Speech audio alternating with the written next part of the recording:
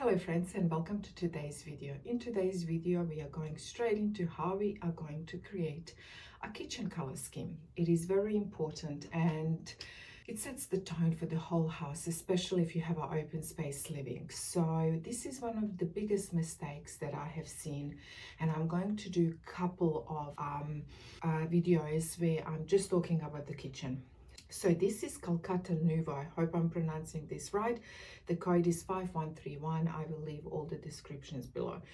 First thing when you are renovating your kitchen or your open space living, it's the first thing you're going to pick is your stone. You really need to fall in love with the stone. And I tell all my clients, you have to pick the stone that makes your heart skip a bit, because it will have neutrals, hopefully, unless you go for a black one. But let's say, because I love neutrals, and we need to test it, and it immediately will tell us what colors we can work with. What neutrals do we have? Are we in warm family, cool family, gray green, beige green, taupe violet? What is it that we're working with? So that is the number one. So the first thing I would do, I would get the sample and I would start testing it. So I want to test both of the colors because it has movement, and I'm going to bring my camera later on and I will do a very close up of every single item so you can see.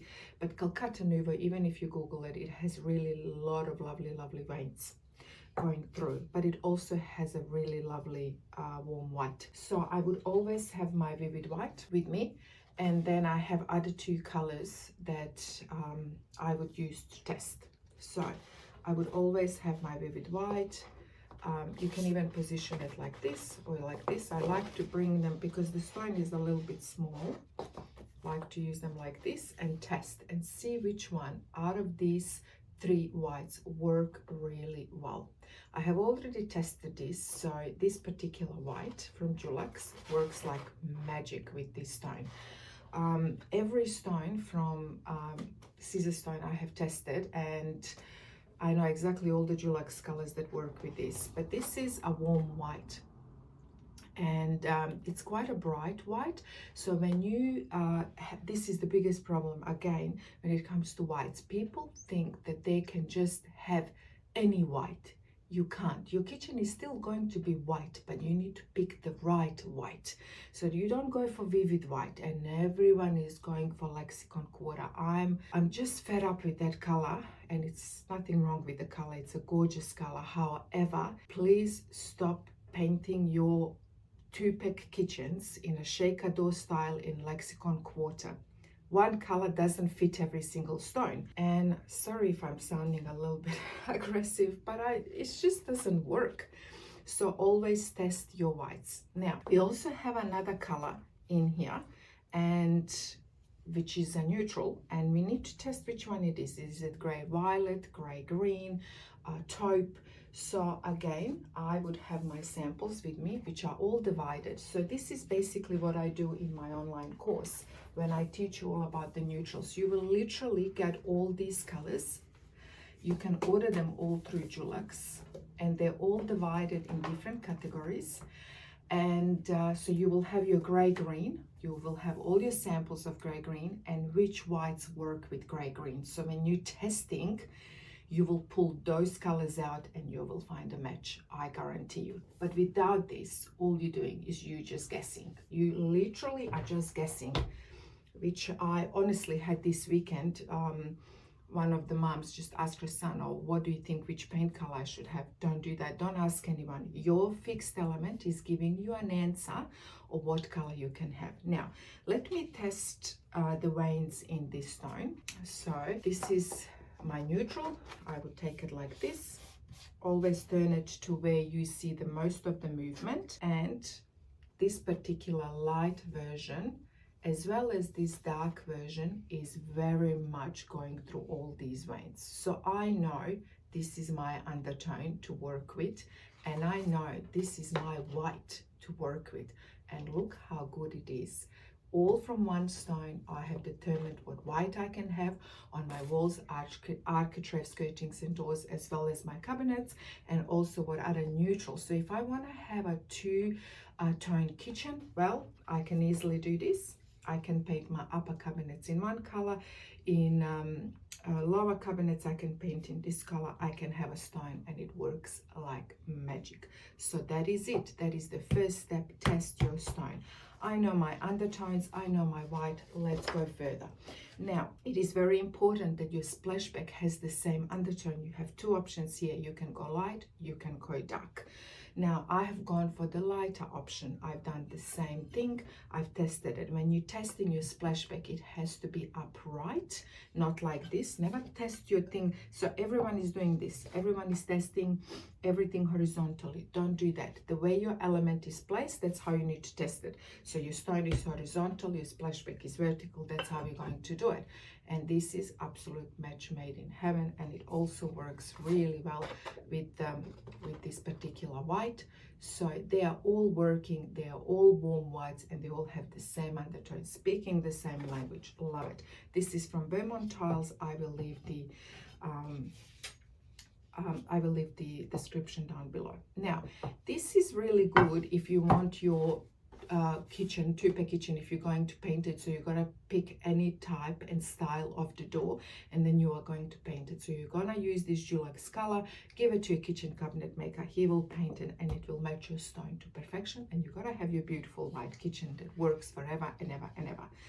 Now we're going to have that, and then we're going to have our splashback. So when you are working with your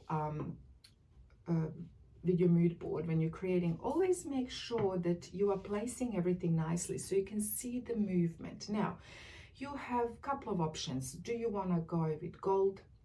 And if you don't have any gold knob, for example, if you have a gold spoon, that will do. So just put the gold spoon. That indicates that is your gold handle. And as you can see, it's working really well. You can also have a brushed nickel. That is also a timeless stone. A timeless metal. So that is one option. Now I will that is if you're going to paint. All right, now we also have another option that is very popular at the moment, and it's quite safe. You only need to now nail these two things. Now, what is also very important, if you are going to have a tile on your floor, because a lot of people will either go with the flooring or with the tile, your tile has to have the same undertone as your stone. All right, so you have here warm white, and you have a neutral, which is a gray with a green undertone. And then I have gone and chosen the tile that has exactly the same undertone as in the stone. Now, I didn't guess, I tested. So I used my gray with the green undertones, Dulux paint colors. I've put them in here and I've tested them, and as you can see, match made in heaven. Now, that's perfect. So if we're going with the tile, you can use 6 by 6, you can use 3 by 6, depends on the size of your place. I have chosen matte. I prefer matte tiles. A lot of people love for the gloss. It gives them that grand look, and then you just need to match lovely grout with this, and your space is done, and it's looking gorgeous. Look how beautiful this is. So it's all working, all neutrals are perfect. Now, another thing I want to say, if you're building a new home, this is the step number 2 that everyone fails, everyone. What is the color of your windows? That is very, very important. And a lot of you would say black. Oh, I want black. Everyone has black, so let me have black. Well, if you don't have black in your kitchen and then you have black windows, let me just show you this. Can you see how this sticks out like a sore thumb? Because there is no black anywhere in here. So think about that when you're creating your color scheme. Where is the black going?